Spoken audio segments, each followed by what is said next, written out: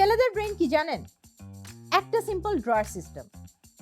একটা ড্রয়ারে থাকে ওর ক্যারিয়ার, একটা ড্রয়ারে থাকে ওর খাওয়া, একটা ড্রয়ারে থাকে ওর মোবাইল, আরেকটা ড্রয়ারে থাকে ওর ঘুমানো, আরেকটা স্পেশাল ড্রয়ার থাকে কিছুই না করার জন্য, যেটাতে ওরা সামনে তাকিয়ে বসে থাকলেও কিছুই চিন্তা করে না। Nothing, like actually blank. আর আমাদের মেয়েদের ব্রেন হচ্ছে একটা জাদুর বক্স, যেখানে আছে ছোট ছোট কম্পার্টমেন্ট।